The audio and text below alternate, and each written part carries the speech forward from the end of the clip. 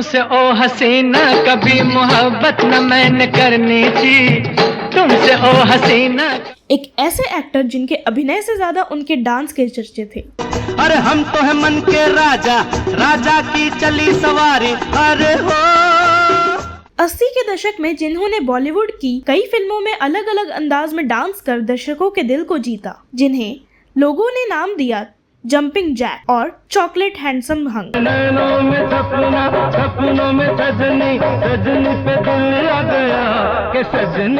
लेकिन क्या आप जानते हैं कि इन अभिनेता का पूरा जीवन कंट्रोवर्सी और विवादों से भरा हुआ है। मेरी माँ ने बहुत सोच समझकर मेरा नाम किरण रखा है। क्या आप सोच सकते हैं कि इन्होंने एक मशहूर अदाकारा से शादी करने के लिए अपने दोस्त को भी धोखा दे दिया था और बचपन के प्यार से भी बेवफाई कर डाली थी। जिंदगी की पहली जरूरत है क्या, एक प्यार तेरा। और क्या आप यकीन कर सकते हैं कि इस कलाकार पर इनकी खुद की बहन ने बेहद संगीन आरोप लगाए थे। ना नीचे पहुंच के इंसान वक्त से पहले मर जाता है, ना ऊंचाई पर चढ़कर इंसान मौत के हाथों से हमेशा के लिए बच जाता है। आखिर है कौन ये कलाकार और क्या था पूरा मामला? क्यों अपनी पहली फिल्म में इन्हें हीरो नहीं बल्कि हीरोइन की बॉडी डबल का रोल मिला था और वो इतने बखूबी निभाया था इन्होंने कि इनके रिश्तेदार भी इन्हें नहीं पहचान पाए। जानेंगे और भी बहुत कुछ, बस बने रहिए हमारे साथ। नमस्कार दोस्तों, मैं हूँ कुहू और आज हम बात करेंगे बॉलीवुड के जंपिंग जैक और मैन इन वाइट जितेंद्र की। तुमसे ओ हसीना कभी मोहब्बत न मैंने करनी थी, मगर मेरे दिल ने मुझे। उन्होंने अपने कई दशक लंबे करियर में एक दो नहीं बल्कि कई तरह के किरदारों को जिया है, लेकिन जितना चमकदार उनका करियर रहा उतना ही विवादित उनका निजी जीवन रहा। हम आपको बताएंगे पूरी दास्तां, लेकिन उससे पहले डाल ले जितेंद्र के जीवन पे एक नजर। तो प्यार किया, तो प्यार किया, तो नफरत की। फिल्म इंडस्ट्री के दिग्गज एक्टर जितेंद्र का जन्म 7 अप्रैल 1942 को पंजाब के अमृतसर में हुआ था। जितेंद्र का असली नाम रवि कपूर है। फिल्मों में आने के बाद उन्होंने अपना नाम बदला था। जितेंद्र अपनी जिंदगी के शुरुआती दौर में मुंबई की एक चौल श्याम सदन चौल में बिताए थे। इस चौल में उन्होंने अपनी जिंदगी के करीब 20 साल गुजारे थे। जितेंद्र के पिताजी और चाचा दोनों ही फिल्मों में ज्वेलरी सप्लाई करने का काम करते थे। जब जितेंद्र कॉलेज में थे तभी उनके पिता को हार्ट अटैक आया था। पिता के बीमार होने पर घर चलाने में दिक्कत आने लगी।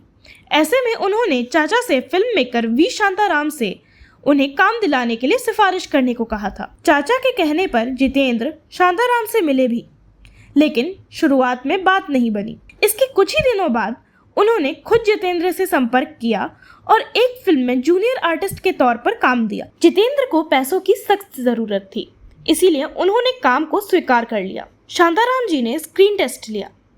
कहते हैं इस टेस्ट में जितेंद्र ने 30 टेक्स लेने के बावजूद डायलॉग ठीक से नहीं बोल पाए थे। उनकी इस फिल्म का नाम था नवरंग। आया होली का त्योहार, उड़े रंग की बौछार, तू है नार नखरेदार मत। क्या आपने जितेंद्र साहब को पहचाना?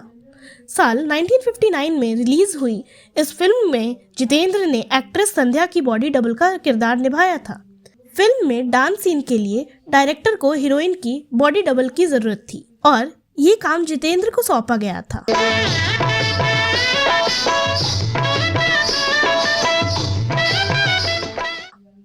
कपिल शर्मा के कॉमेडी शो के पुराने एपिसोड में जितेंद्र ने इस बात का जिक्र किया था। कैन यू बिलीव, मैंने संध्या जी का डुप्लीकेट किया और पूरा वो ड्रेस उस जमाने में तो फिल्म का निर्देशन वी शांताराम ने किया था, जो उस दौर में एक परफेक्शनिस्ट माने जाते थे। नवरंग के बाद एक बार फिर से उनको काम मिलना बंद हो गया। करीब 5 सालों तक जितेंद्र ने इंडस्ट्री में अभिनेता के रूप में काम पाने के लिए संघर्ष किया। फिर साल 1964 में उन्हें वी शांताराम जी ने ही अपनी फिल्म गीत गाया पत्थरों ने मुख्य अभिनेता के तौर पर उतारा। गीत गाया पत्थरों ने, गीत गाया। जितेंद्र की मेहनत रंग लाई और फिल्म हिट हो गई। इसके बाद धीरे धीरे उन्होंने बॉलीवुड में अपनी खास और अलग जगह बना ली थी। उन्होंने लगभग 225 से भी ज्यादा फिल्मों में काम किया, जिनमें कई सुपरहिट रही हैं। अभिनेता के साथ उन्होंने निर्माता और निर्देशक के तौर पर भी काम किया है। उनके करियर में फर्ज, मेरे हुजूर, हमजोली, कारवां, बिदाई, दुल्हन, धर्मवीर, परिचय, खुशबू, तोहफा, हिम्मत वाला जैसी कई सुपरहिट फिल्में यादगार के तौर पर गिनी जाती हैं।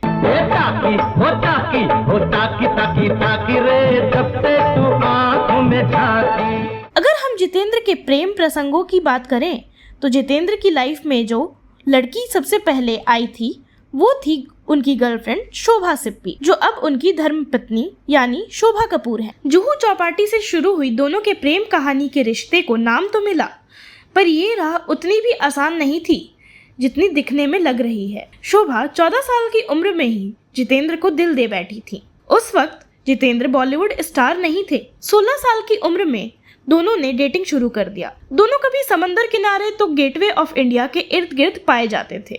तू लड़की गरम मसाला, तू लड़का गरम मसाला।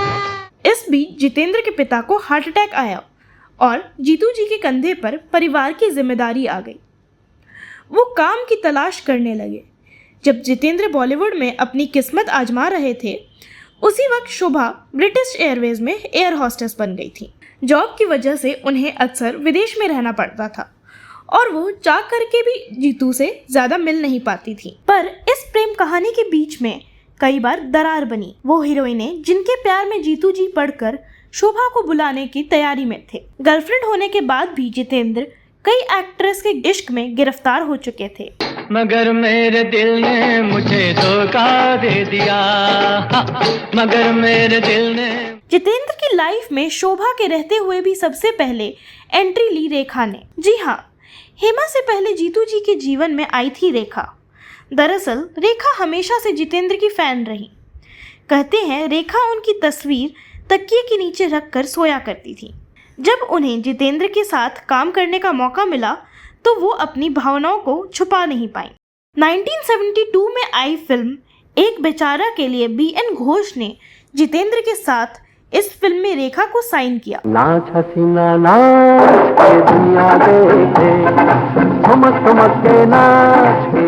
जितेंद्र को जंपिंग जैक कहा जाता था और वह अपनी डांस के लिए मशहूर थे। यह वो दौर था जब रेखा सिर्फ बी ग्रेड एक्टरों के साथ ही काम करती थी। फिल्म एक बेचारा की शूटिंग शिमला में शुरू हुई और यहीं से दोनों की प्रेम कहानी भी शुरू हुई। नैना तेरे नैना बात बताते हैं। फिल्म की शूटिंग के दौरान रेखा और जितेंद्र काफी नजदीक आ गए। दरअसल रेखा जब 70 के दशक के आखिरी सालों में मुंबई हिंदी सिनेमा में अपनी किस्मत आजमाने पहुंची थी तो उनके पास इक्का दुक्का फिल्में ही थी, लेकिन धीरे धीरे अपनी बोल्ड और बिंदास एक्टिंग के बूते उन्होंने माया नगरी पर काबू पा लिया था। बहुत कम वक्त में ही वो प्रोड्यूसर व डायरेक्टर की पसंदीदा बन गई थी। 70 का दशक बीतते बीतते उनकी झोली में करीब 2 दर्जन फिल्में थी, जिनमें ज्यादातर बी ग्रेड थी। जितेंद्र उनके पहले ए लिस्टेड को स्टार थे। इस फिल्म की शूटिंग शुरू हुई तो दोनों के अफेयर की भी खबरें आने लगी। एक बेचारा हिट रही और जितेंद्र का करियर भी पटरी पर आ गया। अगले ही साल निर्माता कुंदन कुमार ने इस जोड़ी को फिल्म अनोखी अदा में कास्ट किया। क्या है दिलों का न पूछो सनम, आपका मुस्कुरा। शिमला में फिल्म की शूटिंग पूरी होने के बाद भी मुंबई में दोनों की मुलाकातों का सिलसिला जारी रहा। लॉन्ग ड्राइव्स और रोमांटिक डिनर का सिलसिला चल पड़ा। उसी दौरान ऐसी खबरें भी आई कि रेखा की मां पुष्पावली को अपनी बेटी के लिए जितेंद्र बहुत पसंद है। वो चाहती थी कि दोनों साथ हों। तुम इसे लेकर एलआईसी ऑफिस जाओ, मैं तुम्हारे ऑफिस में फोन कर देती हूँ कि तुम्हें डिसेंट्री हो गई। वाह वाह वाह, नहीं? कोई साफ सुथरी बीमारी तो यानी कि तुम सोच ही नहीं सकती ना। हालांकि इस लव स्टोरी में एक ट्विस्ट था और वह ट्विस्ट थी जितेंद्र की गर्लफ्रेंड शोभा। जितेंद्र भले ही समय रेखा के साथ साथ बिता रहे थे, पर वो शोभा को छोड़ने की तैयारी में बिल्कुल नहीं थे। इसी बात को लेकर रेखा और उनके झगड़े होने लगे। रेखा को लगने लगा कि उनके लिए यह रिश्ता टाइम पास से ज्यादा कुछ नहीं है। धीरे धीरे लड़ाई बढ़ती गई। दोनों शूटिंग के दौरान अक्सर सेट पर ही सबके सामने झगड़ पड़ते थे। फिर कुछ ऐसा घटा जिसने इस जोड़ी को अलग कर दिया। रेखा की बायोग्राफी लिखने वाले यासिर उस्मान लिखते हैं कि इसी फिल्म की शूटिंग के दौरान कई जूनियर आर्टिस्ट के सामने जितेंद्र ने रेखा के बारे में कुछ ऐसा कहा जिसे सुनकर वह सन्न रह गई थी। रेखा की biography book Rekha the untold story के मुताबिक फिल्म अनोखी अदा की शूटिंग के दौरान एक दिन जितेंद्र ने रेखा को अपने बेस्ट टाइम पास बताते हुए शेखी बरखाना शुरू कर दिया था और रेखा ने जितेंद्र की ये बात सुन ली। बस फिर क्या था, रेखा पहले तो अपने मेकअप रूम में जाकर खूब रोई और बाद में सेट से चली गई। बस इसी घटना के बाद दोनों का रिश्ता भी खत्म हो गया। ऐसा नहीं है कि रेखा से रिश्ता खत्म होने के बाद जितेंद्र शोभा के पास लौट आए। उनका दिल फिर से एक नई अदाकारा पर आ गया और वो कोई और नहीं बल्कि ड्रीम गर्ल हेमा मालिनी थी। Romance romance romance romance romance romance. कम लोग ही ये जानते हैं कि जितेंद्र की नज़दीकियां कभी हेमा मालिनी से भी थी। और तो और ये नज़दीकियां इतनी थीं कि जीतू इस प्यार के लिए हर हद तोड़ने के लिए तैयार थे। यहाँ तक कि वो अपनी मंगेतर शोभा को छोड़ उनसे शादी करने वाले थे। लेकिन एन मौके पर कोई दोनों के बीच आ गया और ये शादी नहीं हो सकी। मोहब्बत अब तिजारत बन गई है। जितेंद्र ने एक तरह से किसी और से चुराया था हेमा को। दरअसल हेमा मालिनी से संजीव कुमार बेइंतहा प्यार करते थे, पर वो बेहद शर्मीले थे और अपने दिल की बात कह ही नहीं पा रहे थे। तो अपनी बात अपनी ड्रीम गर्ल तक पहुंचाने के लिए उन्होंने सहारा लिया जितेंद्र का। लेकिन दिल फेंक जितेंद्र कुमार ने संजीव कुमार का हाल ए दिल बताने की जगह अपनी दिल खोलकर रख दिया था। जिंदगी की सबसे बड़ी दौलत है क्या? उपहार तेरा। जितेंद्र की जिंदगी में ये एक ऐसा वक्त था जब वो बॉलीवुड के सबसे सक्सेसफुल एक्टर बन गए थे। उनकी शोहरत का आलम ये था कि वे जिस भी फिल्म में काम करते थे वो हिट हो जाती थी। उन दिनों हेमा मालिनी भी बॉलीवुड में कदम रख चुकी थी और युवा दिलों की धड़कनें बन चुकी थी। दरअसल जब 1973 में फिल्म दुल्हन की शूटिंग हो रही थी तो जितेंद्र और हेमा दोनों को साथ समय बिताने का मौका मिला।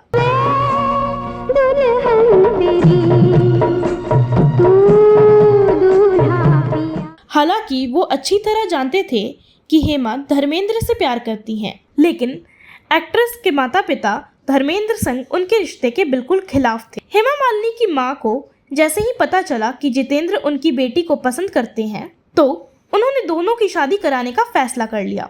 दोनों की फैमिली गुपचुप तरीके से शादी संपन्न करना चाहती थी, जिसके लिए सभी लोग मद्रास के लिए रवाना हो गए। इसी बीच एक अखबार के जरिए यह खबर मुंबई पहुंच गई। इस बात की भनक जैसे ही धर्मेंद्र को लगी, वह भी शोभा सिप्पी के साथ वहां पहुंच गए। दोनों जब वेडिंग वेन्यू पर पहुंचे तो वहां उन्होंने काफ़ी हंगामा खड़ा कर दिया। शादी टूट गई, जिसके कुछ समय बाद धर्मेंद्र ने हेमा से ब्याह रचा लिया। तुझे दिल में बंद कर लूं, दरिया में फेंक दूं जावे। अब हेमा को गंवाने के बाद जितेंद्र अपने पहले प्यार को भी नहीं खोना चाहते थे। आखिरकार 18 अक्टूबर 1974 को शोभा ने जितेंद्र को अपना बना ही लिया और दोनों शादी के बंधन में बंध गए।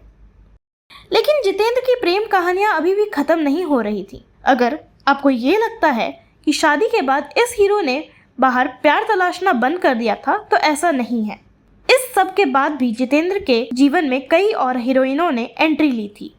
एक दिलचस्प संयोग यह भी है कि पंजाबी पुत्र रवि कपूर की जिंदगी में ज़्यादातर प्रेम की पिंगे साउथ इंडियन हीरोइनों ने ही बढ़ाई थी।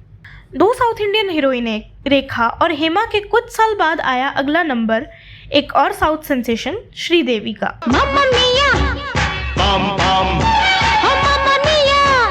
बम बम। इतना ही नहीं, एक दूसरी south Indian heroine Jaya Prada से भी जितेंद्र की केमिस्ट्री बहुत बढ़िया मैच कर रही थी।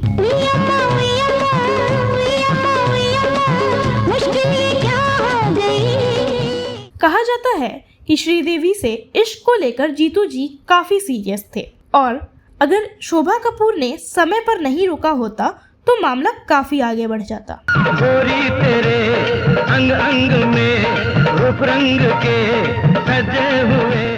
हुआ यूं कि साल 1983 में हिम्मतवाला रिलीज हुई। फिल्म में श्रीदेवी जितेंद्र नजर आए। कहते हैं श्रीदेवी फिल्म के पहले से ही जितेंद्र की बहुत बड़ी फैन थी और जीतू जी भी श्री को लेकर काफी संजीदा थे।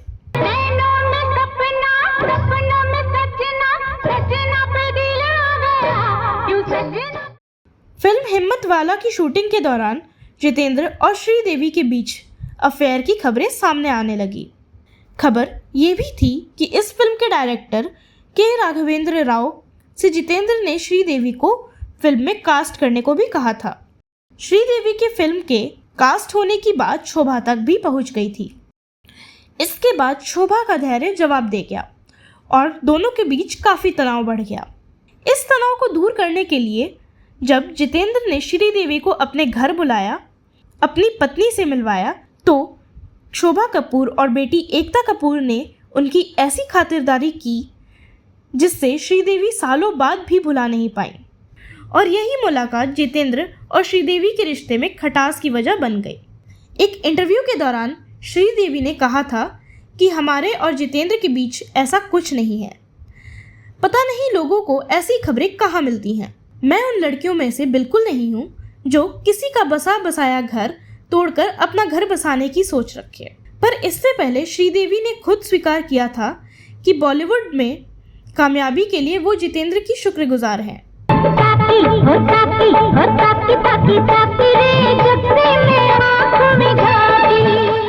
श्रीदेवी के मुताबिक जितेंद्र उनके ड्रीम स्टार थे और उनके साथ उनका एक खास किस्म का रिश्ता है। पर स्टारडम मिलने के बाद श्रीदेवी जितेंद्र से दूर होती गई, जो कि जितेंद्र को बेहद नागवार गुजरा। हालांकि कहने वाले तो यह भी कहते हैं कि पत्नी शोभा के बढ़ते दबाव के चलते जितेंद्र ने खुद श्रीदेवी को अपने से दूर किया और इसके लिए उन्होंने इस्तेमाल किया जया प्रदा का। दरअसल जितेंद्र श्रीदेवी को जलाने के लिए उनकी प्रतिद्वंदी जया प्रदा के करीब आ गए थे।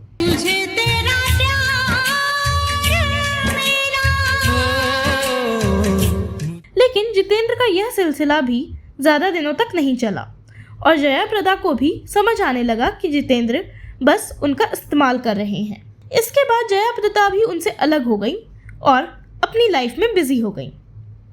कुछ समय तक रीना राय का नाम भी जीतू जी के साथ जुड़ा रहा, पर बाद में रीना राय शत्रुघ्न सिन्हा के संपर्क में आ गई और ये किस्सा आगे बढ़ना ही बंद हो गया। इस सब के सालों बाद 75 साल की उम्र में वेटरन एक्टर जितेंद्र एक बार फिर से विवाद में बुरी तरह फंसते नजर आए। उन पर उनकी चचेरी बहन ने यौन उत्पीड़न का आरोप लगाया है, जिसके बाद हिमाचल प्रदेश पुलिस ने पीड़ित की शिकायत पर उनके खिलाफ FIR दर्ज की। पीड़िता जितेंद्र की चचेरी बहन है। उनके मुताबिक जब वह 18 साल की थी तब 28 साल के जितेंद्र ने उनसे यौन दुर्व्यवहार किया था। पीड़िता ने अपने माता पिता के देहांत के बाद पुलिस में शिकायत दर्ज कराने का फैसला किया ताकि उन्हें अपने भतीजे की करतूत जानकर दुख न पहुंचे। पीड़िता का कहना है कि जब वो शिमला पहुंची तो रात हो चुकी थी और जितेंद्र नशे की हालत में धुत थे। जिस होटल में वो ठहरी थी, जितेंद्र वहां नशे में पहुंचे और उनके रूम में आ गए। कमरे में आते ही जितेंद्र ने 2 बिस्तरों को आपस में जोड़ा और उनके साथ उत्पीड़न किया। फिलहाल जितेंद्र ने अपने बयान में इस घटना को काल्पनिक बताया है और सभी आरोपों को झूठा कहा है। इस पुराने मामले में इतने साल बाद आरोप लगाने के बाद जितेंद्र की पर्सनल लाइफ भी चर्चा का विषय बन चुकी है। वैसे विवाद और जीतू जी का चोली दामन का साथ है। उनके विवाद तो है ही चर्चा का विषय। उनके परिवार में उनकी बेटी एकता कपूर, बेटा तुषार कपूर और पत्नी शोभा कपूर भी कम विवादों में नहीं रहते हैं। एक तरह से अगर जीतू जी के परिवार को सबसे ज्यादा विवादित परिवार कहा जाए तो आश्चर्यजनक नहीं होगा। तो दोस्तों, आज के लिए बस इतना ही। आपको यह वीडियो कैसा लगा कमेंट बॉक्स में ज़रूर बताइएगा। मैं खूब भाव्या फिर मिलूंगी अपने अगले वीडियो में एक और दिलचस्प जानकारी के साथ। तब तक के लिए दीजिए इजाज़त। नमस्कार।